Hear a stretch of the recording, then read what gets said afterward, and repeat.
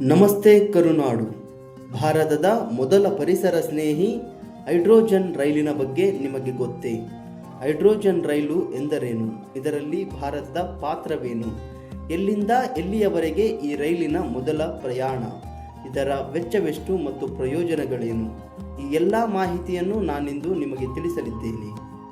ನೀವಿನ್ನೂ ನಮ್ಮ ಕರುನಾಡ ಕುಸುಮ ಚಾನಲ್ಗೆ ಹೊಸಬರಾಗಿದ್ದರೆ ದಯವಿಟ್ಟು ಸಬ್ಸ್ಕ್ರೈಬ್ ಮಾಡಿ, ಬೆಲ್ ಐಕನ್ ಕ್ಲಿಕ್ ಮಾಡೋದನ್ನು ಮರಿಬೇಡಿ.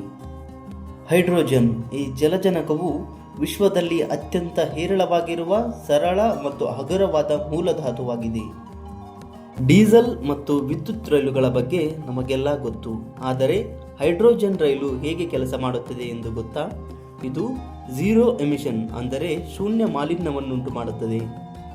ಈ ಹೈಡ್ರೋಜನ್ ರೈಲು ಡೀಸೆಲ್ ರೈಲಿನಂತೆ ಕಪ್ಪು ಹೊಗೆಯನ್ನಾಗಲಿ ಅಥವಾ ಕಾರ್ಬನ್ ಡೈಆಕ್ಸೈಡ್ನಂತಹ ಯಾವುದೇ ಹಾನಿಕಾರಕ ಅನಿಲವನ್ನಾಗಲಿ ಹೊರಬಿಡುವುದಿಲ್ಲ. ಈ ಹೈಡ್ರೋಜನ್ ರೈಲು ಹೊರಹಾಕುವುದು ಬರೀ ಶುದ್ಧ ನೀರಿನ ಹಬೆ. ಹಾಗಾಗಿ ಹೈಡ್ರೋಜನ್ ರೈಲಿನಿಂದ ಪರಿಸರಕ್ಕೆ ಯಾವುದೇ ಹಾನಿ ಉಂಟಾಗುವುದಿಲ್ಲ. ಈ ರೈಲು ಹೈಡ್ರೋಜನ್ ಫ್ಯೂಲ್ ಸೆಲ್ ಅಂದರೆ ಜಲಜನಕದ ಇಂಧನ ಕೋಶದ ತಂತ್ರಜ್ಞಾನದ ಮೇಲೆ ಕಾರ್ಯನಿರ್ವಹಿಸುತ್ತದೆ. ಇದು ಹೈಡ್ರೋಜನ್ ಅನಿಲ ಮತ್ತು ಆಮ್ಲಜನಕವನ್ನು ಒಗ್ಗೂಡಿಸಿ ವಿದ್ಯುತ್ ಶಕ್ತಿಯನ್ನು ಉತ್ಪಾದಿಸುತ್ತದೆ. ಈ ವಿದ್ಯುತ್ ಶಕ್ತಿಯೇ ರೈಲಿನ ಎಂಜಿನ್ಗೆ ಚಾಲನೆ ನೀಡುತ್ತದೆ. ವಿದ್ಯುತ್ ರೈಲುಗಳಿಗೆ ಮೇಲ್ಭಾಗದಲ್ಲಿ ವಿದ್ಯುತ್ ತಂತಿಗಳು ಬೇಕಾಗುತ್ತವೆ, ಆದರೆ ಹೈಡ್ರೋಜನ್ ರೈಲಿಗೆ ಆ ತಂತಿಗಳ ಅಗತ್ಯವಿಲ್ಲ. ಇದರ ಇಂಧನವನ್ನು ತ್ವರಿತವಾಗಿ ತುಂಬಿಸಬಹುದು. ಭಾರತ ಈ ತಂತ್ರಜ್ಞಾನವನ್ನು ಆಮದು ಮಾಡಿಕೊಂಡಿಲ್ಲ, ಬದಲಿಗೆ ಸಂಪೂರ್ಣವಾಗಿ ದೇಶೀಯವಾಗಿ ಅಭಿವೃದ್ಧಿಪಡಿಸಿದೆ. ಇದರ ನಿರ್ಮಾಣದ ಸ್ಥಳ ಚೆನ್ನೈನ ಇಂಟಿಗ್ರಲ್ ಕೋಚ್ ಫ್ಯಾಕ್ಟರಿ. ಈ ಹೈಡ್ರೋಜನ್ ರೈಲಿನ ಇಂಜಿನ್ನ ಸಾಮರ್ಥ್ಯ 1200 ಅಶ್ವಶಕ್ತಿಗಿಂತ ಹೆಚ್ಚಿದೆ. ಇದು ಜಗತ್ತಿನ ಪ್ರಬಲ ಹೈಡ್ರೋಜನ್ ರೈಲುಗಳಲ್ಲಿ ಒಂದಾಗಿದೆ. ಜರ್ಮನಿ, ಚೀನಾ, ಫ್ರಾನ್ಸ್ ಮತ್ತು ಸ್ವೀಡನ್ನ ನಂತರ ಭಾರತ ಈ ಹೈಡ್ರೋಜನ್ ರೈಲಿನ ತಂತ್ರಜ್ಞಾನ ಹೊಂದಿರುವ 5ನೇ ದೇಶ ಎಂಬ ಹೆಗ್ಗಳಿಕೆಗೆ ಪಾತ್ರವಾಗಿದೆ.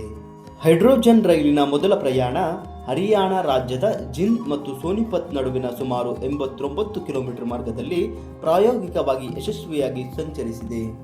ಆರಂಭದಲ್ಲಿ ದೇಶದ ಪಾರಂಪರಿಕ ಮಾರ್ಗಗಳಲ್ಲಿ, ಅಂದರೆ ಕಿರಿದಾದ ಮತ್ತು ಸುಂದರವಾದ ಹಳೆಯ ರೈಲು ಮಾರ್ಗಗಳಲ್ಲಿ ಈ ರೈಲುಗಳನ್ನು ಓಡಿಸುವ ಯೋಜನೆ ಇದೆ. ಒಟ್ಟು 35 ಹೈಡ್ರೋಜನ್ ರೈಲುಗಳನ್ನು ಓಡಿಸಲು ರೈಲ್ವೆ ಇಲಾಖೆ ಉದ್ದೇಶಿಸಿದೆ. ಈ ರೈಲು ಗಂಟೆಗೆ ಸುಮಾರು 110 ಕಿಲೋಮೀಟರ್ ವೇಗದಲ್ಲಿ ಚಲಿಸುವ ಸಾಮರ್ಥ್ಯವನ್ನು ಹೊಂದಿದೆ. ಒಂದು ಹೈಡ್ರೋಜನ್ ರೈಲಿನ ತಯಾರಿಕೆಗೆ ಸುಮಾರು 80 ಕೋಟಿ ವೆಚ್ಚ ತಗುಲುವ ಅಂದಾಜಿದೆ, ಆದರೆ ಇದು ಆರಂಭಿಕ ಹೂಡಿಕೆ ಮಾತ್ರ. ಈಗಾಗಲೇ ಯಶಸ್ವಿ ಪರೀಕ್ಷೆಗಳನ್ನು ಪೂರ್ಣಗೊಳಿಸಿರುವ ಈ ರೈಲು ಶೀಘ್ರದಲ್ಲೇ ವಾಣಿಜ್ಯ ಸೇವೆಗೆ ಲಭ್ಯವಾಗುವ ನಿರೀಕ್ಷೆಯಿದೆ. ಹಳೆಯ ಡೀಸೆಲ್ ರೈಲುಗಳನ್ನು ಹೈಡ್ರೋಜನ್ ರೈಲುಗಳಾಗಿ ಪರಿವರ್ತಿಸಿ ಭಾರತೀಯ ರೈಲ್ವೆಯನ್ನು ಸಂಪೂರ್ಣವಾಗಿ ಹಸಿರು ಮತ್ತು ಪರಿಸರ ಸ್ನೇಹಿ ಜಾಲವನ್ನಾಗಿ ಮಾಡುವ ಗುರಿ ನಮ್ಮ ಮುಂದಿದೆ. ಡೀಸೆಲ್ನಿಂದ ವಿದ್ಯುತ್ಗೆ, ಈಗ ಹೈಡ್ರೋಜನ್ಗೆ. ಇದು ಭಾರತದ ತಂತ್ರಜ್ಞಾನದ ದಾಪುಗಾಲು. ನಮ್ಮ ದೇಶದಲ್ಲಿ ಶುದ್ಧ ಇಂಧನದಿಂದ ಚಲಿಸುವ ರೈಲುಗಳು ಓಡುವುದನ್ನು ನೋಡಲು ನಾವು ಹೆಮ್ಮೆ ಪಡಬೇಕು. ಈ ಅದ್ಭುತ ಮಾಹಿತಿಯನ್ನು ನಿಮ್ಮ ಸ್ನೇಹಿತರು ಮತ್ತು ಕುಟುಂಬದವರೊಂದಿಗೆ ಹಂಚಿಕೊಳ್ಳಿ. ಇಂತಹ ಇನ್ನಷ್ಟು ಕುತೂಹಲಕಾರಿ ವಿಷಯಗಳಿಗಾಗಿ ನಮ್ಮ ಕರುನಾಡ ಕುಸುಮ ಚಾನಲ್ಗೆ ಸಬ್ಸ್ಕ್ರೈಬ್ ಮಾಡಿ ಮತ್ತು ಬೆಲ್ ಐಕಾನ್ ಕ್ಲಿಕ್ ಮಾಡುವುದನ್ನು ಮರೆಯಬೇಡಿ. ಧನ್ಯವಾದಗಳು. ಜೈ ಹಿಂದ್, ಜೈ ಕರ್ನಾಟಕ ಮಾತೆ.